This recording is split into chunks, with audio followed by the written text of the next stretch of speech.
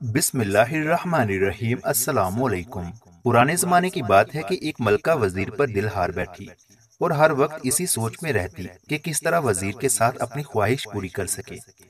ایک دن بادشاہ سلامت کسی کام سے ایک سفر پر روانہ ہوا تو ملکہ نے بادشاہ کی غیر موجودگی کا فائدہ اٹھا لیا اور وزیر کو اشارہ کرتے ہوئے اپنے کمرے میں بلایا۔ جب وزیر کمرے میں داخل ہوا تو ملکہ کہنے لگی، میں بہت عرصے سے انتظار میں بیٹھی تھی کہ تم سے اپنی دل کی بات کہوں۔ پھر بولی کہ میں تمہیں بہت پسند کرتی ہوں اور تمہارے ساتھ شادی کر کے اپنی خواہش پوری کرنا چاہتی ہوں، مگر بادشاہ کو راستے سے ہٹانا تمہارا کام ہے۔ وزیر دل ہی دل میں بڑا خوش ہوا اور بولا، فکر والی کوئی بات نہیں، بادشاہ کو راستے سے ہٹانا میرا کام ہے۔ بادشاہ نے بولنے والا ایک طوطا پال رکھا تھا جو یہ سب باتیں سن رہا تھا۔ جب بادشاہ سفر سے واپس لوٹا تو طوطے نے یہ سارا ماجرا بادشاہ کو سنا دیا، جسے سن کر بادشاہ کو شدید غصہ آیا اور وہ سیدھا ملکہ کے پاس جا کر پوچھنے لگا کہ سچ سچ بتاؤ، تمہارا وزیر کے ساتھ کیا چکر ہے، ورنہ ابھی تمہیں زمین میں زندہ دفن کر دوں گا۔ ملکہ نے کہا کہ آپ کے طوطے نے آپ کے ساتھ جھوٹ بولا ہے۔ بادشاہ نے کہا کہ یہ طوطا میرا محسن ہے، میں ہامون بادشاہ کی طرح احسان فراموش نہیں ہوں۔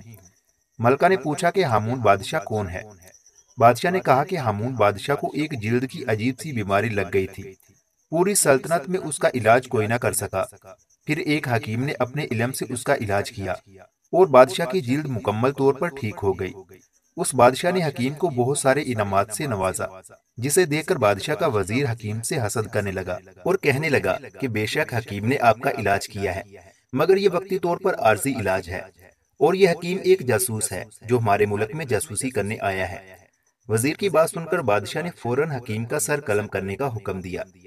حکیم نے کہا کہ اے بادشاہ سلامت، اگر آپ نے مجھے مارنے کی ٹھان ہی لی ہے تو میری آخری خواہش پوری کی جائے۔ بادشاہ نے کہا کہ کون سی خواہش؟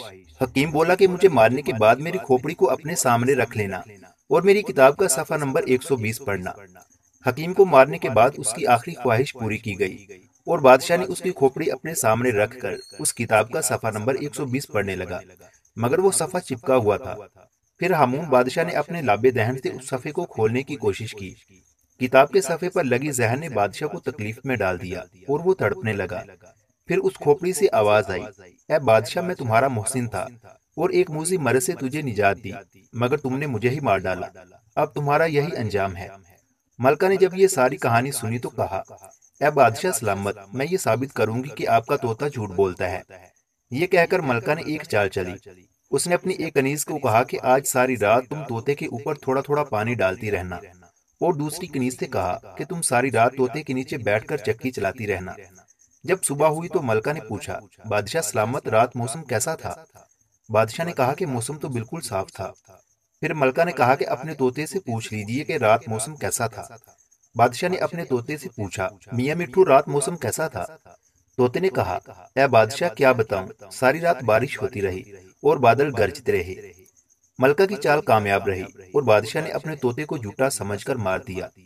کچھ دنوں کے بعد یہ بات ثابت ہو گئی کہ ملکہ اور وزیر کا کوئی چکر چل رہا ہے، اور ایک دن بادشاہ نے ان دونوں کو رنگے ہاتھوں پکڑ لیا۔ یہ سب دیکھنے کے بعد بادشاہ نے اپنے جوتے اتارے اور اپنے ہی سر میں مار کر بولا، افسوس کہ مجھ میں اور ہامون بادشاہ میں کوئی فرق نہ رہا اور میں بھی احسان فراموش رہا۔ اس کہانی سے یہ سبق ملتا ہے کہ ہمیں سوچنا چاہیے کہ اللہ تعالیٰ کے ہم پر بہت سارے احسانات ہیں جن کا شمار کرنا بھی ناممکن ہے۔ کیا ہم بھی احسان فراموش تو نہیں ہیں؟ مزید اس طرح کی اچھی اچھی اور سبق آموز کہانیاں اور واقعات سننے کے لیے ہمارے یوٹیوب چینل علمی روم کو سبسکرائب لازمی کریں۔ ملتے ہیں اگلی ویڈیو میں۔